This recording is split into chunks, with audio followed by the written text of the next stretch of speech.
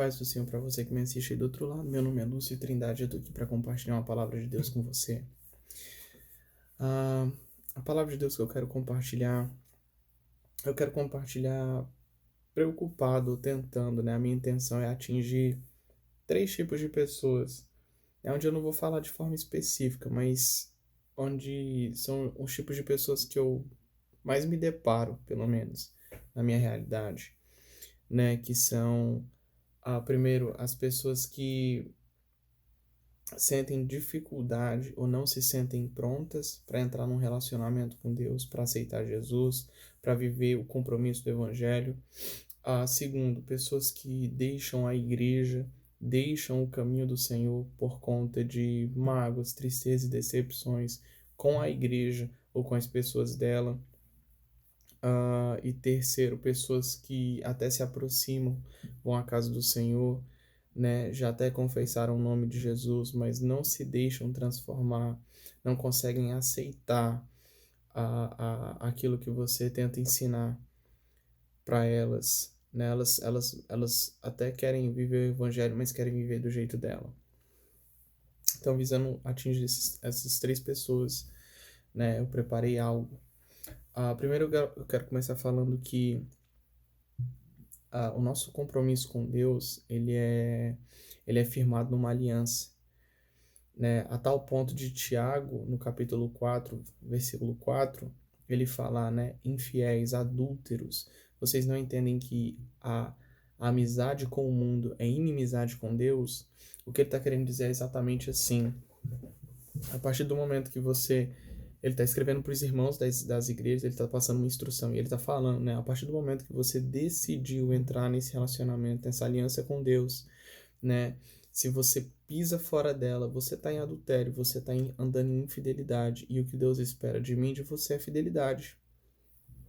E aí a gente entra no aspecto daquelas pessoas que pensam que é pesado demais, né? Que elas precisam ter toda uma mudança, um preparo para entrarem nesse lugar de compromisso.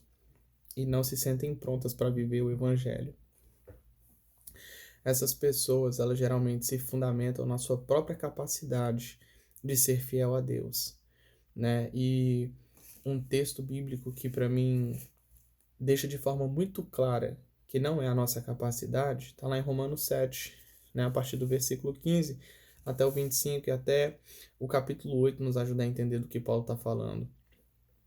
Paulo fala da dificuldade que ele tem em fazer o bem, né? E muitas vezes ele planejando fazer o bem, ele acaba fazendo o mal. Fala dessa luta interior, onde muitas vezes essas pessoas elas querem se aproximar de Deus, mas elas não conseguem agir da forma correta e elas falam: eu não estou preparado, eu não estou pronto, talvez não seja o meu tempo, né? Talvez mais lá para frente eu consiga aceitar o Senhor Jesus e viver uma vida séria com Ele, um compromisso real com Ele.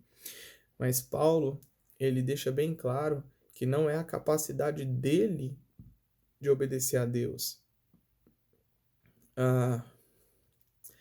mas é o Espírito de Deus, né? A partir do momento que nós cremos, que nós confiamos em Deus, que nós confiamos na obra que Jesus fez por nós, é o Espírito de Deus que nos dá essa natureza e essa capacidade de andar em obediência e fidelidade a Jesus Cristo. Então não está relacionado a mim, a sua capacidade de obedecer, mas ao quanto nós confiamos nessa ação do Espírito Santo dentro de nós, a partir do momento que nós cremos, a nos levar a esse lugar de obediência e compromisso com Deus. Então, não se sentir preparado, né? Esse é o exato momento onde você precisa aceitar o Senhor Jesus. Quando você não se sente pronto, preparado, quando você se sente incapacitado, é nesses momentos que você deve se aproximar ao Senhor Jesus e pedir socorro, se aproximar ao trono da graça, né? Porque a graça ela não é só perdão de pecados, mas ela é a capacitação para viver acima do domínio do pecado. O segundo tipo de pessoas, né? Que se ofendem, que se magoam com a igreja, com as pessoas da igreja, né? Alguém que chega na casa de Deus, né? Tenta ali participar da igreja, engaja nos trabalhos, nos serviços, ou até se aproximam das pessoas, mas acabam sendo magoadas de alguma forma, sendo desanimadas por alguma situação, sentindo que na igreja, aquela igreja foi ofendida, de alguma forma ela se sente, né, magoada ou colocada para baixo.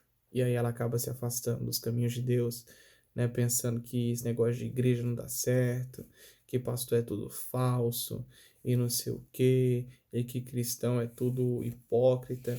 E na verdade não é assim. Tanto é que em Mateus 13, 24 até o versículo 30, Jesus está falando do reino de Deus e ele usa a parábola do joio e do trigo, né? E quando a gente consegue olhar com cuidado e a soma de toda a escritura, apesar de Deus já saber quem é o joio e quem é o trigo, ele permite que os dois cresçam juntos, no mesmo lugar, porque quem decide quem vai ser joio e trigo somos nós mesmos.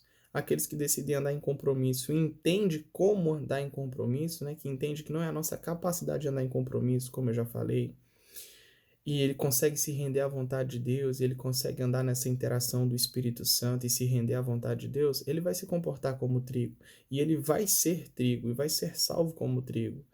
Agora, aqueles que, ao invés disso, preferem andar no erro, né, e o pior de tudo, acabam escandalizando pessoas e afastando pessoas da igreja por conta, né, da sua soberba, orgulho, da sua falta de caráter ou qualquer outra coisa que seja, ele se comporta como joio, né, e a gente sabe que para esse, né, o tempo dele está acabando e Jesus vai acertar a conta com todo mundo. E aqueles que fizeram os pequeninos se escandalizarem, ou seja, aqueles que fizeram os outros, os menores, os que não têm tanto entendimento na fé, eles fizeram outras pessoas tropeçarem, eles vão ter que render contas. E Jesus falou: melhor lhes era, né, ter amarrado uma pedra no pescoço, ter se afogado, ter se suicidado, né? E a Bíblia não está incentivando ninguém a se suicidar, mas o que Jesus está dizendo é: se o seu propósito for atrapalhar a vida dos outros, não vale a pena você viver, né? É melhor que você acabe com a sua vida, porque naquele grande dia nós vamos acertar as contas e vai ficar pior para você. Então, você que se ofendeu com a igreja, você não deve permanecer nesse lugar de ofensa, muito pelo contrário, você deve exercitar o perdão que Deus nos ensina a fazer, né? Assim como Ele fez conosco, né? A perdoar, a acreditar, a entender que Ele é uma reunião de pessoas que, mesmo crendo e unidas num só propósito, continuam sendo imperfeitas, continuam passando por um processo de capacitação de Deus, né? E que você precisa ter a certeza que em algum momento elas vão falhar com você. Agora, a decepção está relacionada com o tipo de expectativa que você coloca nas pessoas. Se você esperar demais das pessoas, você vai acabar se decepcionando. E agora o terceiro tipo, aquele tipo de gente que se aproxima do evangelho, da igreja, se engaja no serviço, mas ela quer fazer as coisas do seu jeito. Elas querem viver o evangelho do seu jeito. E muitas vezes elas entram no lugar de rebeldia, de desobediência, sem nem mesmo entender, né? E para essas tem aquele texto que está em Lucas 6, 46, que Jesus diz: porque dizem Senhor, Senhor, mas não obedecem o que eu falo. Muitas pessoas, para a gente entrar no Evangelho, a confissão de fé que deve acontecer é reconhecer Jesus como Senhor. E as pessoas não entendem o peso dessa palavra do senhorio porque já não é uma coisa mais tão forte na nossa cultura, pelo menos não na modernidade, né? Antigamente as pessoas diziam Senhor para o seu senhor quem era escravo. E quando a gente reconhece Jesus como Senhor, o que nós estamos reconhecendo é a obra da cruz, onde a Bíblia nos ensina que Jesus nos comprou com preço de sangue, ele nos resgatou, né? Ele nos redimiu. Redenção é isso. A gente tinha uma dívida que a gente não conseguia pagar e por conta disso nós éramos escravos do pecado. E Jesus ele nos compra com preço de sangue, não para que a gente apenas seja escravo dele, né? Mas agora para nos tratar como filho, ele paga a nossa dívida. Automaticamente nós passamos a ser escravo de Cristo, mas ele não quer que nos comportemos como escravo, mas ele quer que nos comportemos como filhos obedientes, né? E você jamais pode perder essa perspectiva de que você é um escravo. Você precisa entender quais são as ordenanças de Deus. Você precisa entender que você precisa se submeter à vontade de Deus. E você precisa entender que essa vontade não é para nos colocar apenas numa posição de escravo, mas essas ordenanças, né? esses mandamentos de Deus, elas são como uma carta de amor, ela é como proteção, ela serve como limites que vão nos levar a se aproximar de Deus e a viver uma vida plena, a viver o propósito pelo qual fomos criados. E qualquer pessoa que viva fora desse propósito, ela não vai ser plenamente feliz. Ela pode ter euforias e alegrias, realizações, né? Ela pode passar por momentos bons e ruins, assim como qualquer pessoa no mundo passa. Mas a paz que excede o entendimento, ela não vai ter, né? A fé em Deus, na esperança da vida eterna, ela não vai ter, porque ela não vive uma vida de obediência, porque ela não entendeu o propósito pelo qual ela foi criada e chamada para viver.